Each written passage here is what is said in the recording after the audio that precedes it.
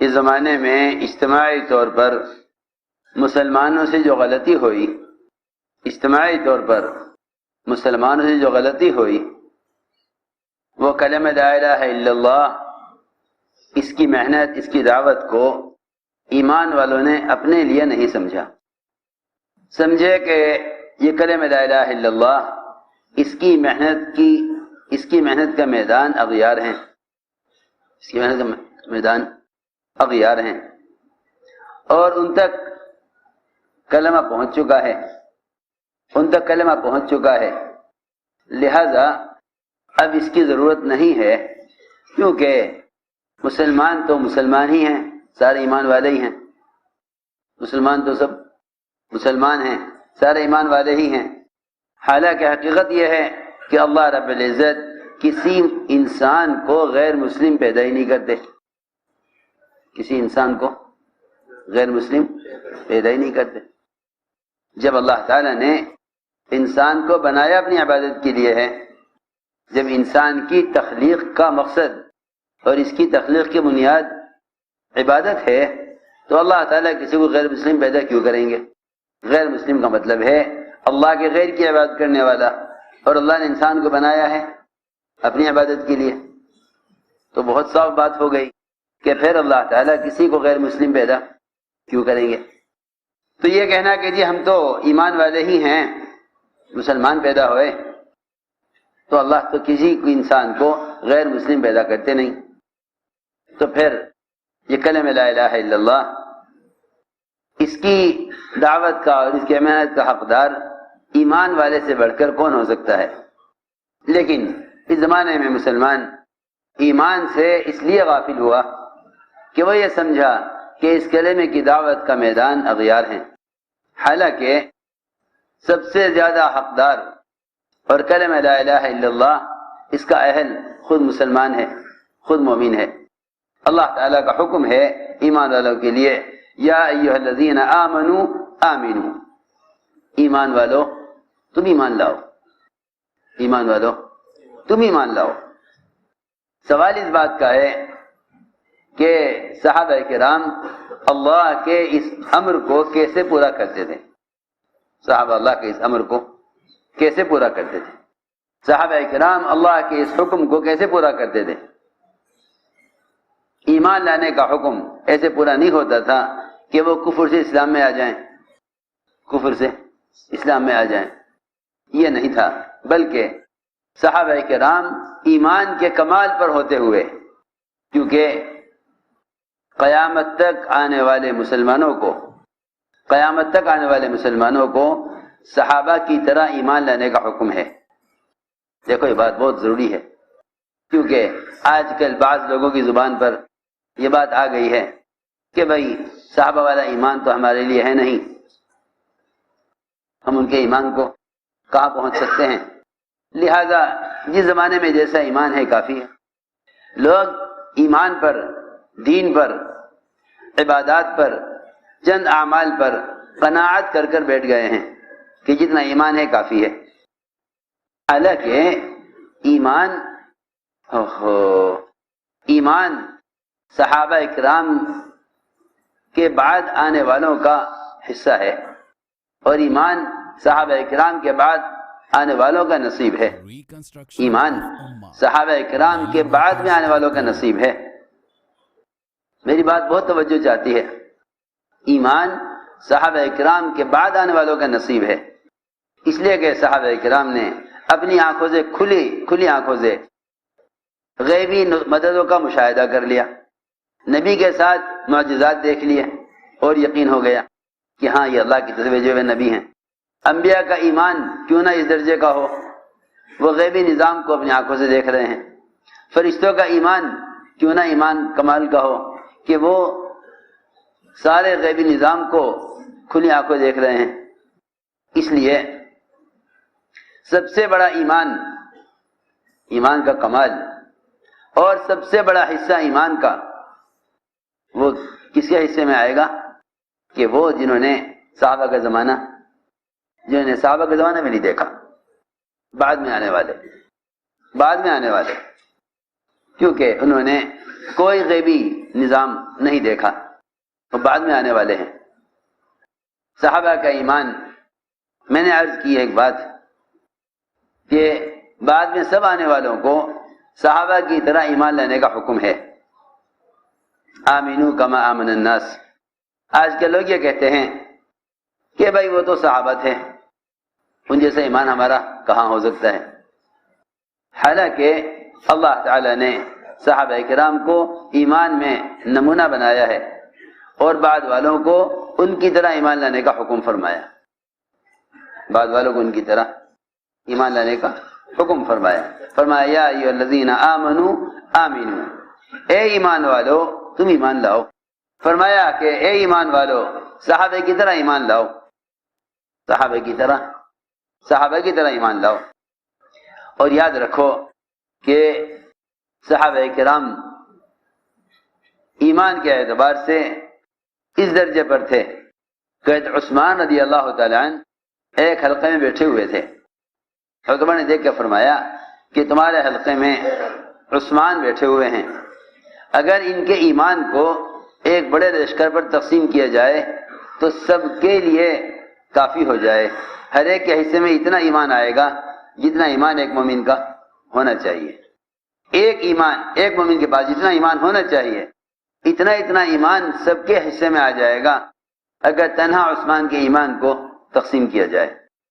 صحابہ کرام کے ایمان کے واقعات اور ان کی ایمان کی علامتیں سنو، پھر یہ غور کرو کہ وہ ایمان کے اعتبار سے اس درجے پر تھے، ایمان کے اعتبار سے اس درجے پر تھے، پھر بھی اللہ تعالیٰ نے حکم دے رہے ہیں کہ ایمان لاؤ۔ سنو تو صحیح، ہم یقین اور غیب کی باتوں پر وہ یقین نہیں رکھتے جو صحابہ رکھتے تھے، پھر بھی ہم سمجھتے ہیں کہ یہ ایمان لانے کا حکم ہمارے لیے نہیں ہے۔ اور صحابہ کرام ایمان کے کمال کو پہنچے ہوئے تھے، پھر بھی حکم تھا صحابہ کو کہ ایمان لاؤ، یا ایھا الذین آمنوا آمنو۔ صحابہ ایمان کے کمال کو پہنچے ہوئے تھے، پھر بھی ان کے لیے حکم تھا کہ ایمان لاؤ، اور ہم اپنے آپ کو ایمان والا خیال کر لیتے ہیں، حالانکہ خیانت کر رہے ہیں امانت میں۔ فرمایا نفاق کی علامت ہے، جھوٹ بول رہے ہیں، فرمایا کہ نفاق کی علامت ہے، وعدہ خلافی ہو رہی ہے، فرمایا کہ نفاق کی علامت ہے، نماز میں سستی ہو رہی ہے، فرمایا نفاق کی علامت ہے، اللہ کا ذکر بہت تھوڑا کرتے ہیں، فرمایا نفاق کی علامت ہے۔ ایک کوئی حد ہے؟ غور کرنے کی بات ہے۔ ساری علامتیں نفاق کی پائی جاتی ہیں، لیکن ایمان والے اس بات سے مطمئن ہیں کہ ہم سب ایمان والے ہیں، ہمیں ایمان کی ضرورت نہیں ہے۔ اور وہاں ساری علامتیں صحابہ میں ایمان کی پائی جاتی ہیں، لیکن اس کے باوجود حکم ہے صحابہ کو کہ ایمان لاؤ۔ آپ نے فرمایا صحابہ سے اپنے ایمان کو تازہ کرتے رہا کرو، اپنے ایمان کو تازہ کرتے رہا کرو۔ صحابہ کو فرمایا اپنے ایمان کو تازہ کرتے رہا کرو۔ صحابہ نے عرض کیا کہ ایمان کو تازہ کیسے کریں؟ آپ نے فرمایا اکثروا من قول لا الہ الا اللہ، لا الہ الا اللہ اس کلمے کے مفہوم کے تذکرے کثرت سے کیا کرو، اس کلمے کے مفہوم کے تذکرے کثرت سے کیا کرو، اس کلمے کے مفہوم کے تذکرے کثرت سے کیا کرو۔ یہ ہے ایمان کی تجدید کا اور ایمان میں تازگی پیدا کرنے کا اصل ذریعہ کہ کلمہ لا الہ الا اللہ اس کے تذکرے کثرت سے کیا کرو۔ میں نے عرض کیا کہ ایمان کیونکہ صحابہ کی طرح ایمان لانے کا حکم ہے، اس لیے ایمان کا صحیح مفہوم اور ایمان کی حقیقت وہ ہمیں صحابہ کرام کے واقعات میں ملے گی۔ عبداللہ بن رواحہ ان صحابہ میں سے ہیں، عبداللہ بن رواحہ ان صحابہ میں سے ہیں جو گشت کر کے لوگوں کو ایمان لانے کے لیے ایمان کے حلقوں پر جمع کرتے تھے، ایمان لانے کے لیے ایمان کے حلقوں پر جمع کرتے تھے۔ کیا کیفیت ہے؟ اللہ اکبر! ہماری تو ایمان کے حلقوں میں اور تعلیم کے حلقوں میں وہ کیفیت نہیں ہوتی جو کیفیت عبداللہ بن رواحہ رضی اللہ تعالیٰ عنہ کی اپنی بیوی کی گود میں سر رکھ کر لیٹے ہوئے ہیں۔ بیوی کی گود میں سر رکھ کر لیٹے ہوئے ہیں. انتہائی خواہش کا، غفلت کا، دل لگی کا ماحول ہے. بیوی کی گود میں آدمی سر رکھے لیٹا ہو اور ایسا رو رہا ہو کہ بیوی دیکھ کر یہ سمجھی کہ شاید کوئی بڑا حادثہ ہی پیش آ گیا ہے، کوئی بڑا حادثہ پیش آ گیا. اب بیوی نے دیکھ کر رونا شروع کر دیا. جتنا وہ رو رہے تھے اتنا بیوی رو رہی تھی. پوچھا کیوں روئی ہے تو؟ کہ میں تو آپ کو روتا ہوا دیکھ کر رونے لگی، کوئی بڑی بات پیش آ گئی ہے. فرمایا کہ تم مجھ سے پوچھتی کیوں نہیں کہ میں کیوں رو رہا ہوں؟ پوچھا کیوں رو رہی ہے، آپ کیوں رو رہے ہیں، کیا بات ہے؟ فرمانے لگے میں اس پر رو رہا ہوں کہ جہنم کے اوپر سے گزرنا کیسے ہوگا.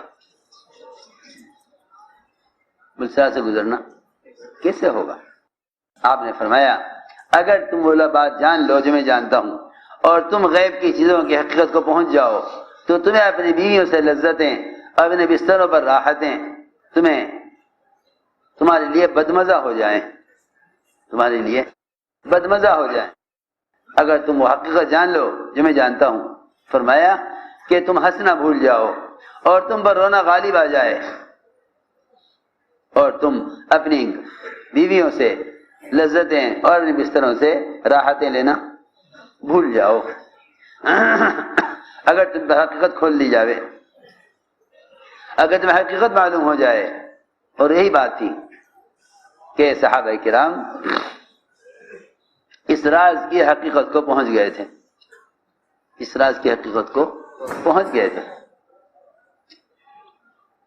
میں نے عرض کیا کہ صحابہ ایمان کے اعتبار سے اس درجے پر تھے،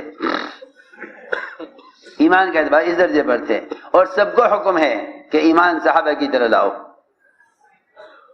لیکن حضور اکرم صلی اللہ علیہ وسلم نے حارث بن مالک رضی اللہ تعالیٰ عنہ کو جب نیند سے اٹھایا، جب آپ نے ان کو نیند سے اٹھایا سوتے ہوئے، حرکت دی آپ نے ان کو، اے بھائی سنو، نیند سے اٹھایا ان کو تو اٹھاتے ہی آپ نے پہلا سوال کیا کیف اصبحت یا حارث، صبح کس حال میں کر رہے ہو، صبح کس حال میں کر رہے ہو. عرض کیا کہ سارا غیبی نظام